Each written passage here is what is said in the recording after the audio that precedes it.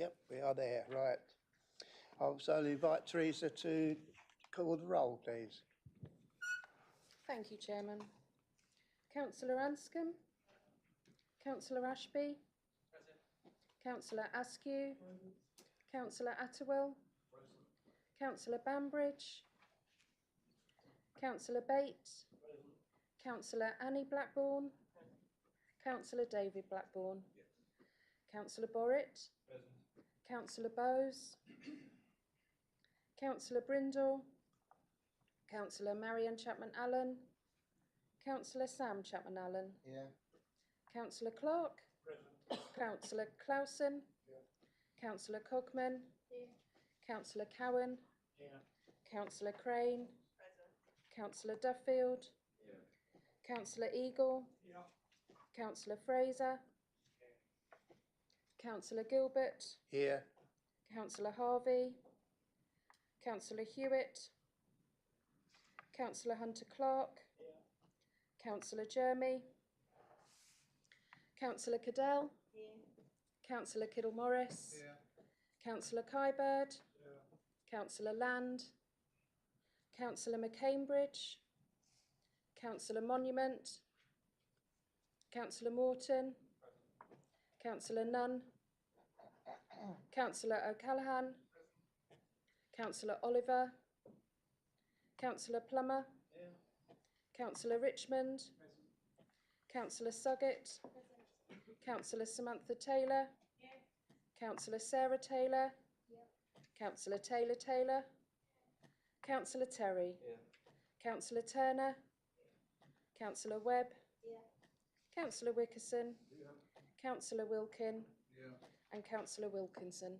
Here. Thank you, Chairman. Thank you, Teresa. Are there any further apologies from anyone? No? Good? Yeah. Can I do apologies? No, you got that? So, yeah. Sorry, Chairman, the apologies I've received are Councillor Brindle, Councillor Marion Chapman-Allen, Councillor Harvey, Councillor Jermy, Councillor Land, Councillor McCambridge, Councillor Nunn, and Councillor Oliver. Yep. Councillor Eagle? Yep, thank you. And also Councillor Hewitt. Yeah, thank you. Anybody else? No? Thank you. Right, good, let's get on. Are members happy to agree the minutes of the meeting held on December the 5th, 2024, that can be found on pages 4 to 17 of your agenda pack? Agreed. All those in favour? Yep. Right, that. Anyone against? No? Fine, thank you.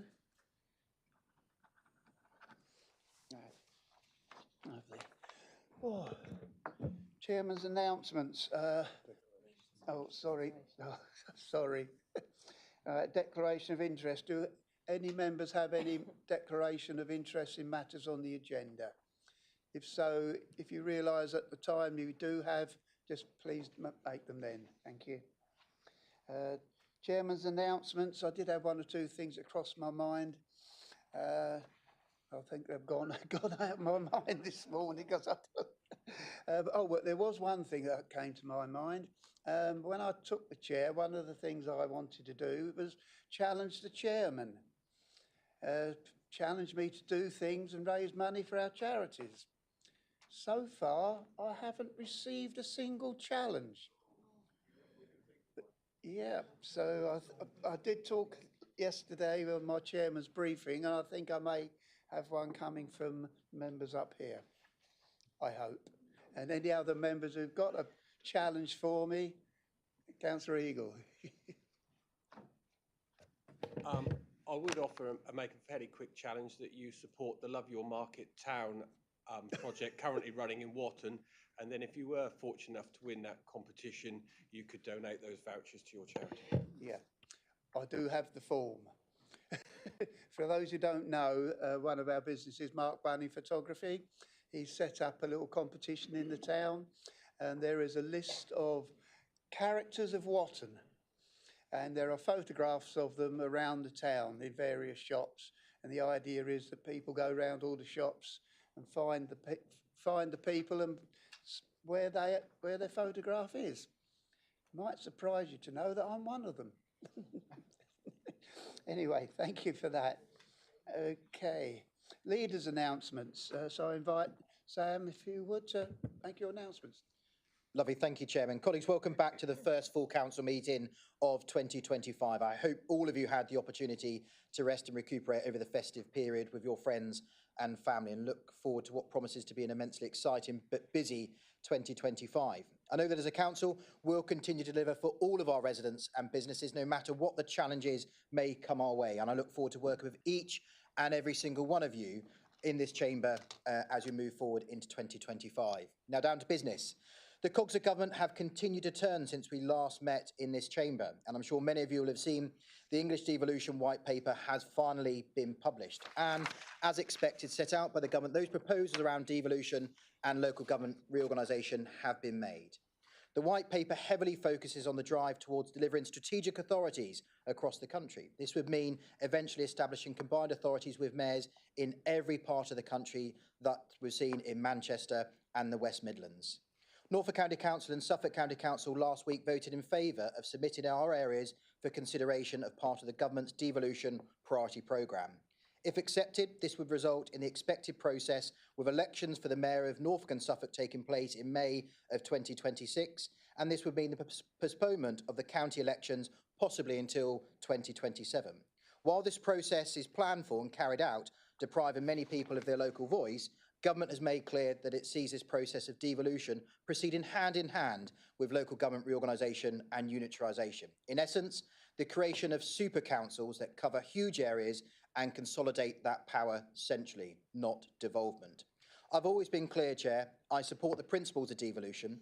I support meaningful transfers of powers and new money away from Whitehall to local people, not just decentralisation. I believe that transferring powers to local leaders who truly know their places can be only a good thing.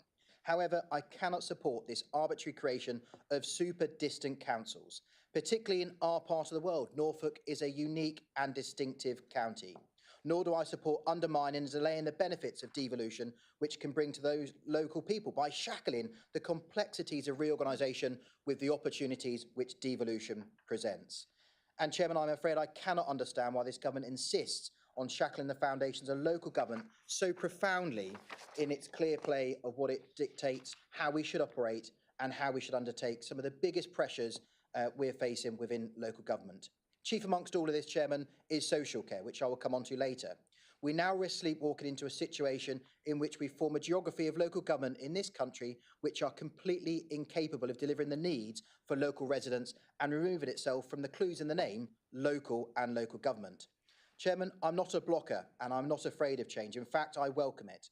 But the institutions we have in the forms of district councils and county councils do an incredibly important job and have worked for over half a century. I acknowledge change can only be done if it's going to benefit the residents of Breckland, and I'm yet to see how the residents of Breckland will see an improvement to their services. In fact, I will only see them pay more for the same type of services they receive today. Let's not rush into this process, as the Labour government seems so determined to do so. They've made it clear they wanted to reset the relationship with local government, and I'm afraid they have missed that opportunity. We should not be rushing into any of these decisions in the space of 6 weeks. Finally on this topic, Chairman, and I wish to address the issue on postponement of county council elections. The government are promoting this option to areas which have a clear and defined path on reorganisation. I don't believe, Chairman, for clarity for residents of this district and members of this chamber, that Norfolk has such a plan. I sincerely hope that we will work with our county colleagues, and I know we will continue to work with our district colleagues on the best way forward, which puts residents and businesses at the heart of any public service change to ensure we're delivering good value for all of them across our fantastic district of Breckland, but our fine county of Norfolk. Now, Chairman, moving away from devolution and local government reorganisation, we've recently received the government's provisional local government finance settlement, which we are currently being consulted on. My thoughts on the provisional settlement are as follows. This settlement being proposed falls well short of the amounts of the finance required to address this systematic challenges we and other areas face. I was listening on with great interest on BBC Radio Norfolk this morning, listening to our Chief Constable raising the issues he has with further funding to deliver the services he needs within the fine county of Norfolk. We've seen the cost of temporary accommodation go through the roof. placing undue financial pressures on councils and residents such as us. We've seen the inability for this government to address the challenges which the other governments sadly weren't able to address either. And we've been seen by government to replace further burden on the extended producer responsibility to cover the increase in wider costs of waste services. This cannot be a sustainable position for the future and goes hand in hand with local government reorganisation. Unless we get the finances correct, the financial modelling correct, the financial formulas correct, we are only moving the deck chairs on the local government Titanic. Breckland has done an incredible amount with limited resources. We are fortunate to have a fantastic commercial property portfolio which bolsters our budget and ensures that we can protect frontline services, which we've done through the consultation over Christmas and into this new year. And I support and salute everyone in this chamber for the work you've done to allow us to continue to do that.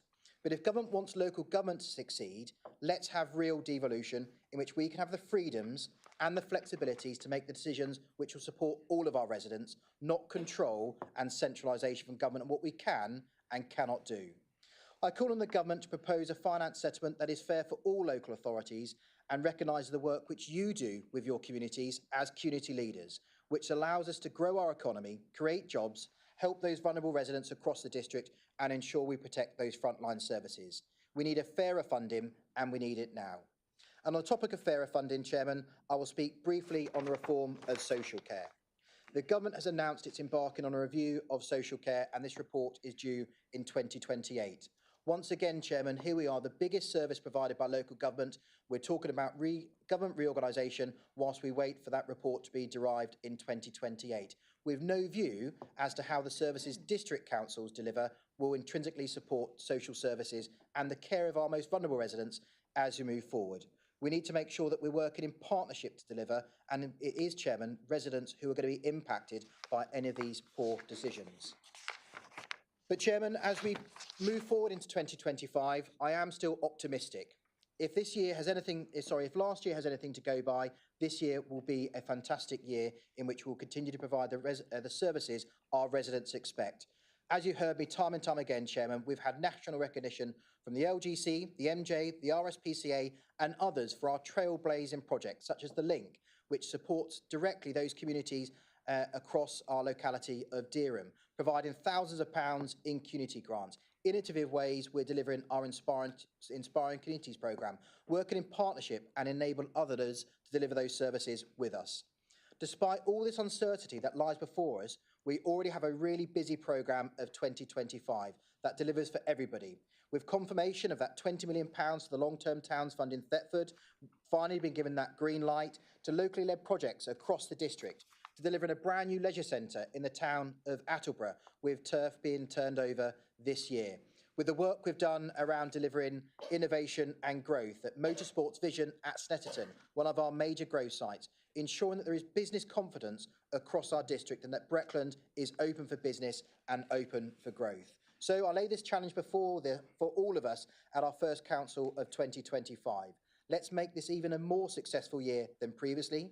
Let's continue to work hard for all of our residents, and I thank all of the group leaders for their support in collaborating to make sure that we're delivering the services our residents value and our residents need. Chairman, I'm happy to take any questions under further items. That's it, be there. Right, thank you for that, Sam. Brings us on to item number 6, questions on notice. Understanding of number 6, none have been received, which brings us straight on to item 7, questions without notice. If I can remind you,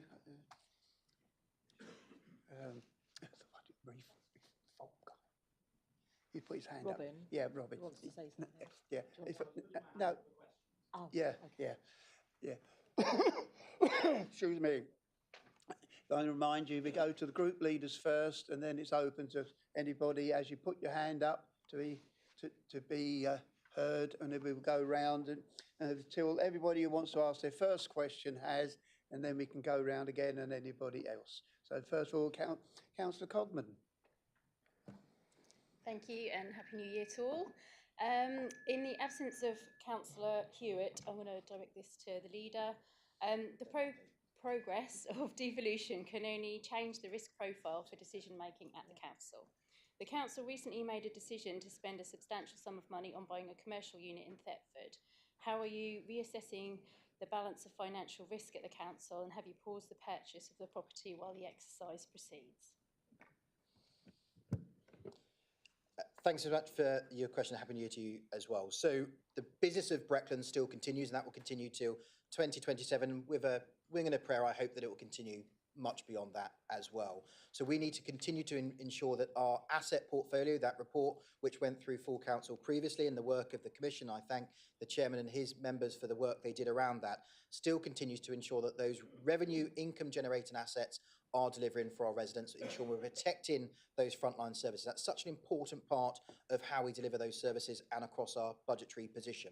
Now, in the future, if we do find that Breckland Council will be disappearing, we need to make sure that we work across the locality of Norfolk and with our future partners to understand what is the financial risk profile of those new authorities. Let's be really clear, Breckland is the lowest council tax in the country, has zero debt, and is immensely reliant on our income generating property portfolio.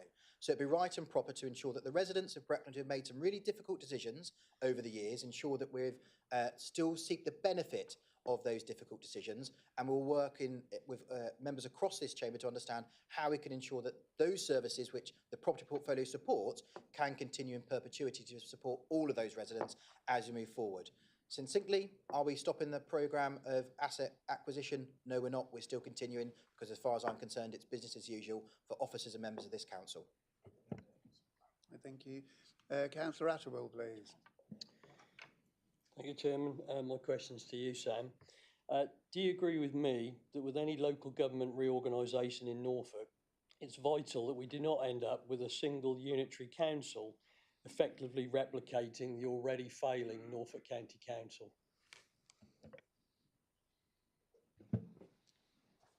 Thank you, and Happy New Year to you as well, Roger. So hopefully everyone is really clear on my view about local government reorganisation. And for me, local government has to be local, and I will do everything I can, as long as you support me as member of this council, to ensure that any future councils which derive in this county support those residents in a hyper-local way. And I do not believe a single council for Norfolk is the right answer. And I think we need to be data-led. It's all very well us sitting in our ivory towers drawing lines on maps, but actually we need to be data-led to where those residents need those services. What is the correct geography? What is the social deprivation level, the health inequalities, the attainment, the council tax base? All of those different areas will impact what is the right size and scale to deliver those services for residents, and putting residents at the start of that. So I will do everything to oppose a single unitary model for the county of Norfolk.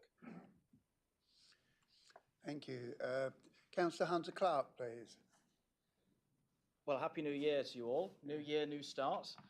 My question's to the leader. Does the leader agree with me that the events at County Hall last week, where members of both the Conservative Party and the Labour Party voted in an attempt to cancel democracy, were nothing short of a disgrace?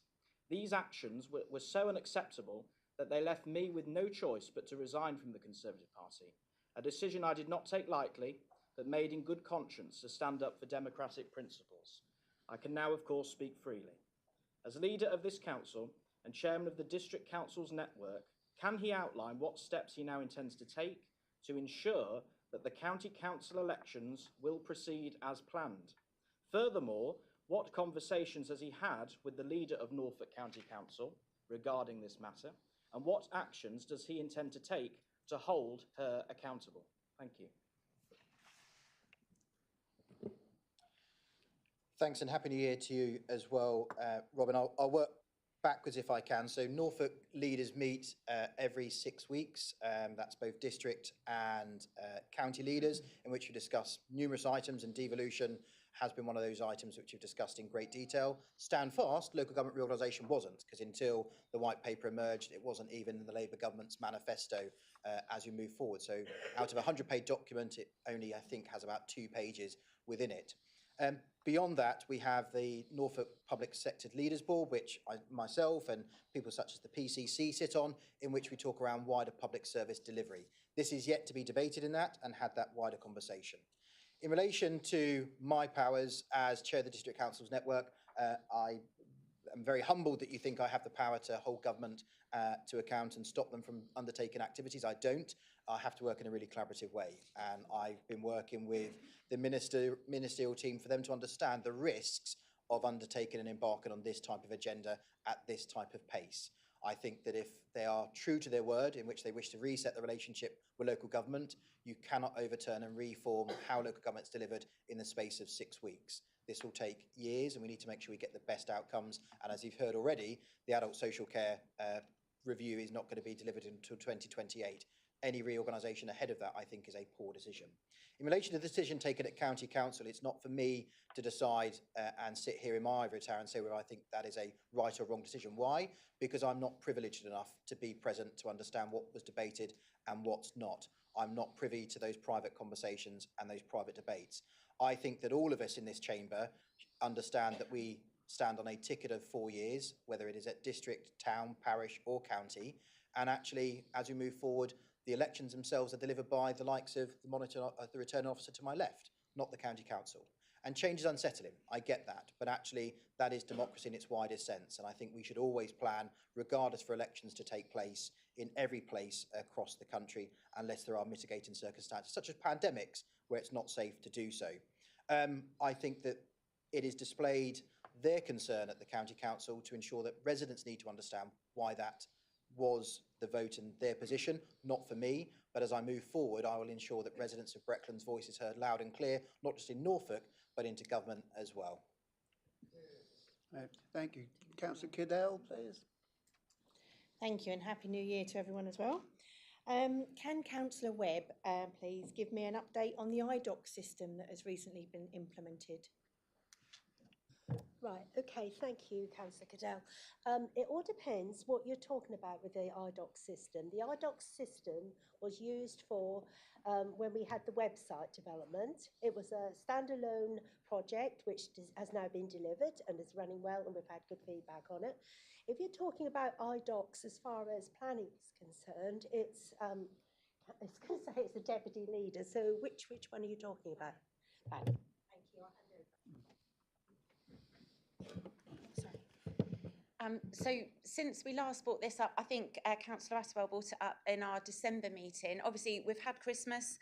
The officers have had a chance to continue through the backlog of applications, what there were, which were held up in that implementation process. And the officers are working with the team at IDOCs to understand some of the challenges that we were presented, that we hadn't perhaps anticipated and we weren't made aware that they would be there. We still have a members briefing up our sleeve, which we are just finessing to just make sure that we can present members. We've still got some challenges around what some of it looks like. Some of it is because it's going to be a different system. It's going to look different, and we need to understand what we can change, what we can't change. As much as the old system was very much that, it was an old system, it was a one-man band show, and it wasn't really right and proper for us to be using that long term. This system is much more professional. The old system is very much more a bespoke way around things that we've been able to do in a very much, we would like to have this, how can we make that work? And things were done, certain different documents were done. The weekly list, for example, was a very much bespoke thing that we asked for, which we were able to have. We don't have that on the new system. So we're still working around how we can get so that that information is presented and that all members can access that properly. And any other feedback we get, I've had a little bit more feedback since it was raised at last meeting, but any more feedback would be really helpful so we can work with officers, so we can iron out a lot more of that stuff. But it's all going in the right direction, albeit it has took much longer than what we anticipated. But thank you. Thank you. Councillor Clark, please. Thank you, Chairman. It's a question for Councillor Alison Webb, and Happy New Year to all members and officers also giving us all this fantastic support over last year. I've been contacted by a couple of residents, eagle-eyed residents, who've seen the publication of our draft budget on the website, and they've actually followed up with a question to me.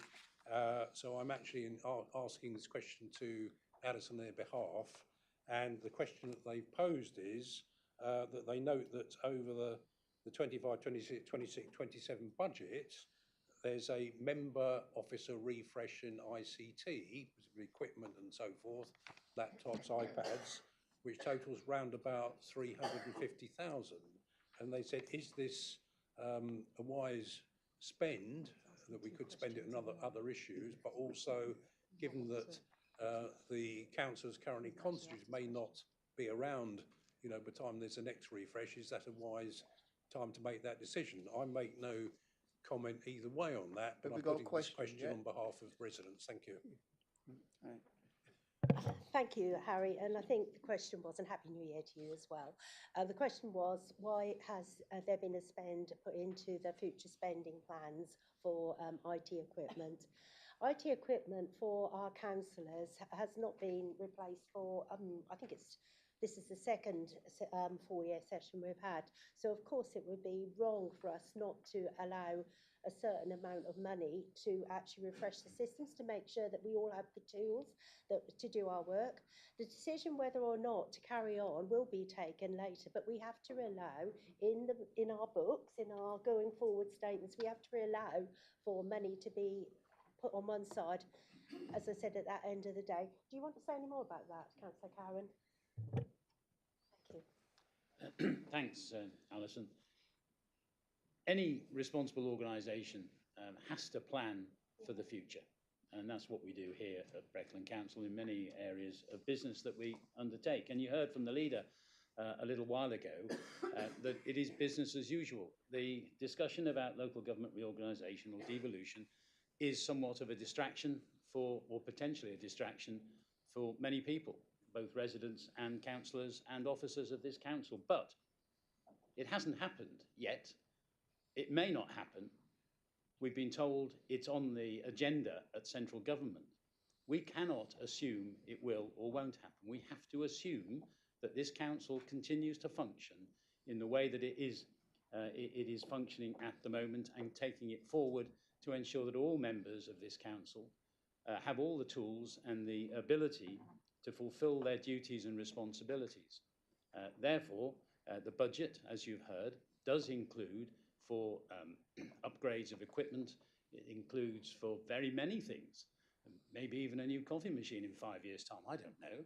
Whatever it is, this council has to budget and allow for those future expenditures to enable us to fulfil our duties as elected members. Thank you. Thank you. Councillor Wilkinson, please. Thank you, Mr. Chairman. Could I ask Councillor Ashby, I'd like to thank him first of all, his Breckland Communities Enabling Team and business partners for the Warm Pack initiative. And I'd just like to ask how the rollout is going. Thank you.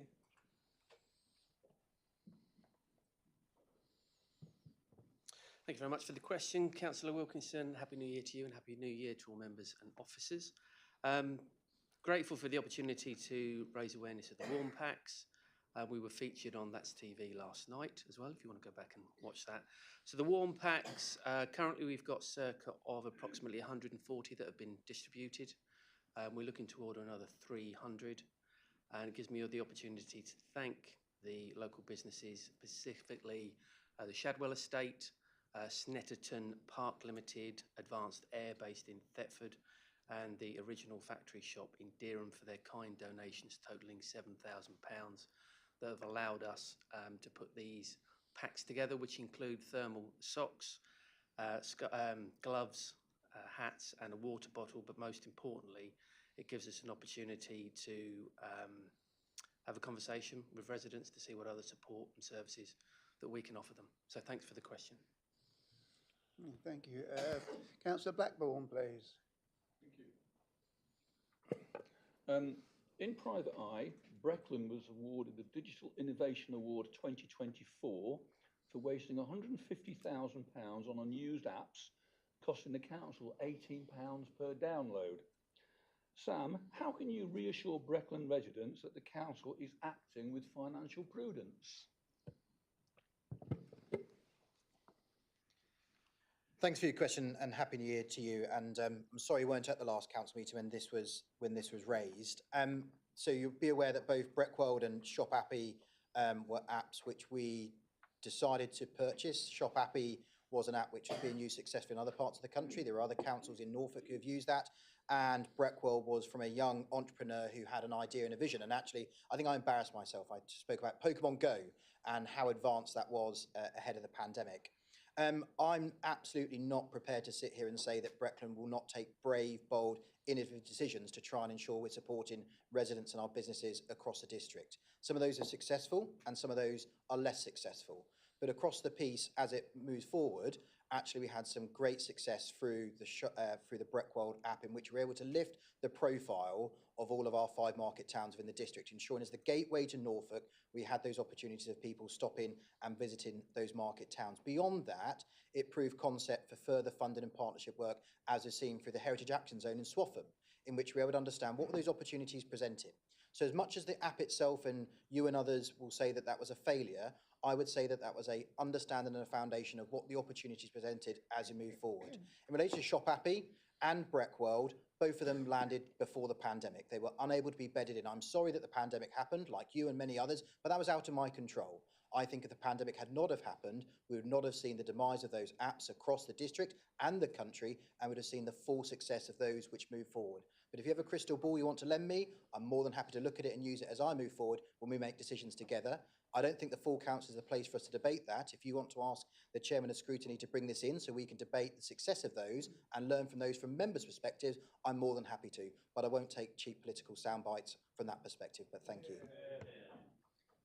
Right, Councillor Borrett, please. Thank you very much, Chairman. It's very Happy New Year to you, by the way. It was very comforting to hear the leader talk about the standing up for the good work that Breckland does in its communities. Is the leader concerned that the current devolution proposals, there is no mention of the budget or the money that will be devolved to those areas under the current proposals? Under the previous government, there was several £100 million over 30 years committed, and the new government, when it came in, cancelled that because they said that the devolution proposals were unaffordable. That fills me with great concern, and also the fact that we are already embarking on devolution and the government is refusing to talk about money. And that makes me wonder whether this is all smoke and mirrors. Does the leader share my concern? Thanks, Bill, and Happy New Year to you. We heard from the Chief Secretary to the Treasury as he was doing the rounds in the press call this week that actually this government will embark on no programmes of activity unless it has the money allocated to deliver those programmes. I, like others across my network, which back to Robin Hunter-Clark's question from the DCN, are immensely concerned, Bill, that we are yet to hear what the financial position is going to be for devolution and that money, and what the harmonisation position is going to be, and the new burdens funding for local government reorganisation. Let's look at those councils which have undertaken reorganisation thus far. They are making cuts to frontline services. They are making continuous efficiencies to how they deliver those services. There is no council who has yet undertaken LGR who is debt-free. So therefore, it poses the question that the financial model needs to be changed. For the residents of Breckland, Bill, and your opening part, I'm immensely concerned. We're a debt-free council. We have the lowest council tax in the country, and the tax harmonisation, which will be required for our residents, will see anything from a 20 to a 40% increase in their council tax as we move forward, with no direct change to how those services are delivered from either a county or a district council. So I think it's a very poor deal and a raw deal for the residents of Breckland, and that's why I want to work with everybody across this chamber and all political parties to ensure that we get the best type of outcome, the best type of structure in which local government really is local. Right, thank you. Is there anybody who hasn't asked a question yet? Thank you, Chair, and Happy New Year to everyone. Question for Councillor Ashby. Over the last few weeks, grassroots football in Thetford and Breckland has suffered badly from inclement weather. Further afield in Norwich, South Norfolk and West Norfolk, football went ahead owing to 3G facilities that are located there. Can you give me an update on when work will may commence on the 3G at Thetford? An update if a location has been identified for the hockey club, and will you be attending the meeting at the hockey club tomorrow night to discuss their future?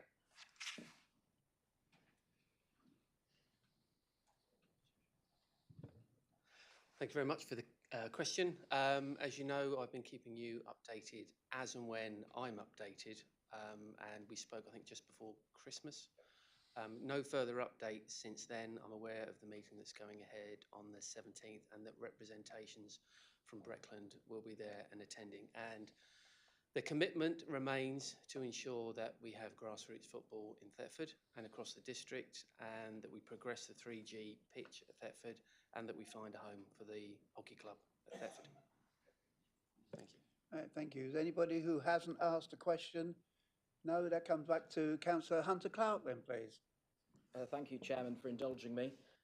Since being elected, this is to the Deputy Leader, if I may. Since being elected, I've fought tirelessly for my residents in Stanfield who have endured an unauthorised traveller's site on their doorstep for far too long. It's unacceptable that this council has failed to take swift, decisive action to remove them. Now I'm hearing that yet another smaller site has popped up, again in Stanfield. This is the result of inaction by this council. The message you're sending is clear. Rules don't matter here.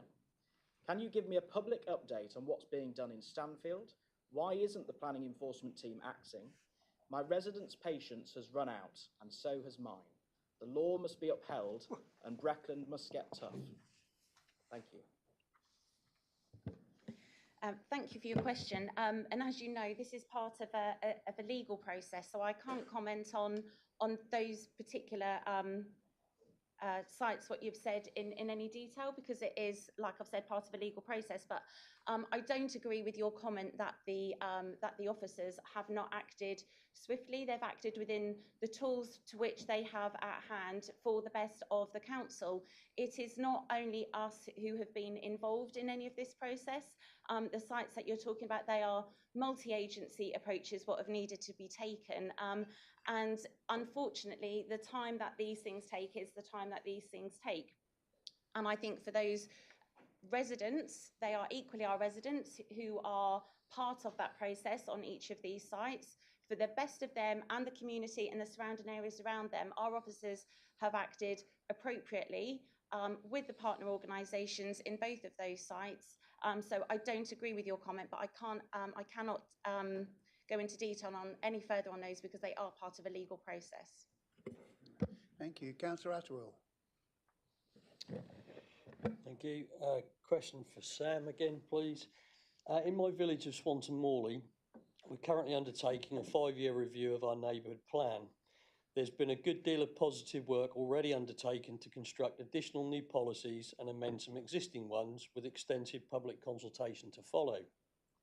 Do you agree with me that despite all of the current uncertainty around local government restructuring and the local plan review, it is of paramount importance that this council continues to seamlessly support communities like mine to shape their own future?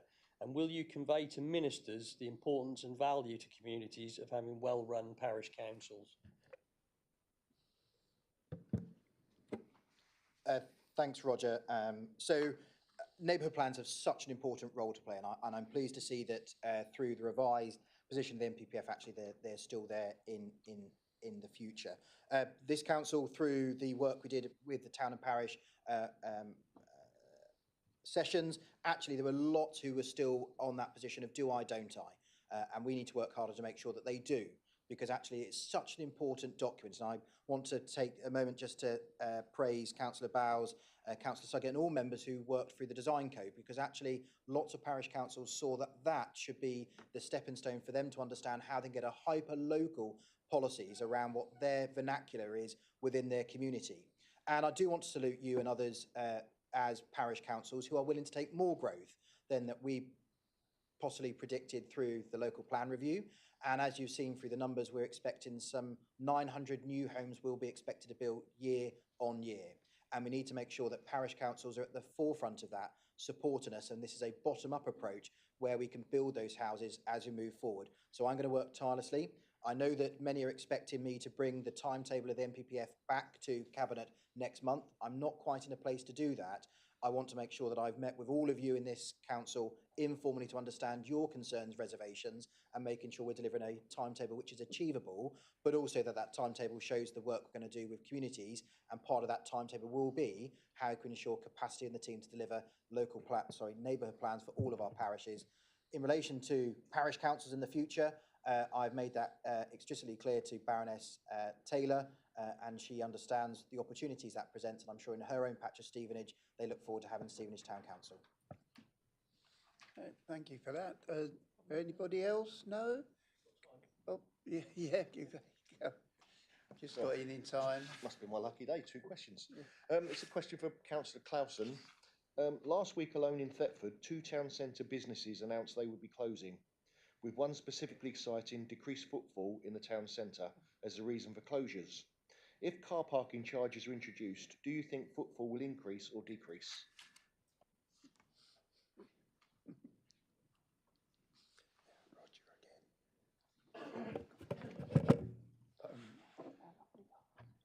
If you look at the evidence up and down the country, then car parking charges create more churn, and they create more use, because it's said that people can be assured of getting a car parking space. When I've looked around Thetford for car parking spaces, they're pretty solidly full, and it looks like they're pretty solidly full all day long, with people not actually going to the town centre, using for town centre, using for other purposes. So my honest belief is that the experts that we listen to do know their trade, and they are telling us that it won't. We're also encouraging towns to have footfall cameras. So then we will be able to come back with physical data for you, so that it won't be guesswork, it will be known what's happened. So hopefully your town will take up that offer as well. Thank you. Thank you. We've got a couple of minutes left. Councillor Atwell. Thank you, Chairman. In the absence of Councillor Hewitt, sorry, you again, Sam. It's now 11 months since I inquired in this chamber about the progress of the Breckland Bridge project at Colkirk, where the main contractor had sadly ceased trading. Can you please tell me what progress has been made, and when do you anticipate that the site will now be completed? Thanks. So for those who aren't aware, the Breckland Bridges are a joint venture house delivery around small sites on Breckland's own land. Colkirk was one of those sad sites where, as you be aware and you alluded to, the developer went bust, and we've now been left as a joint venture working out what we do to move that forward. I've got a confirmation by the end of this month, Councillor Attewell, as to what the future looks like for that, and as Councillor Hewitt and I will now commit to that. Once we know what that future looks like, we'll confirm that to all members in writing, so they're aware of our decision. Right, we have 2 minutes left. Is there anybody else who has a question? No, we got them all in. Right, thank you very much. So we move on to item 8, which is the committee minutes. Members may ask a question on the relevance or accuracy of the report. So if we start with the first one, Cabinet, and if anybody does have a question, if you raise your hand, please. Right, Cabinet of the 6th of January. Has anybody got any questions? No? You all happy to accept those? Agreed. Second one is Overview of Scrutiny Commission on the 19th of December. Has anybody got any questions? No? Are you happy to accept these minutes? Agreed, right. The next one is Planning Committee on the 17th of December. Are there any questions? Are you happy to accept these minutes? And then that last one is Governance and Audit Committee on the 12th of December. Are you any questions? No. Are you all happy to accept these? Yep, thank you. So we move on to item 9, the Treasury Management Policy and Strategy 2025-26. Now, Appendix E of this report contains private and confidential information. So if members wish to discuss this in more detail, we will have to agree to exclude the press and the public from the meeting under agenda item 13, page 104 of your agenda pack, and stop the live streaming.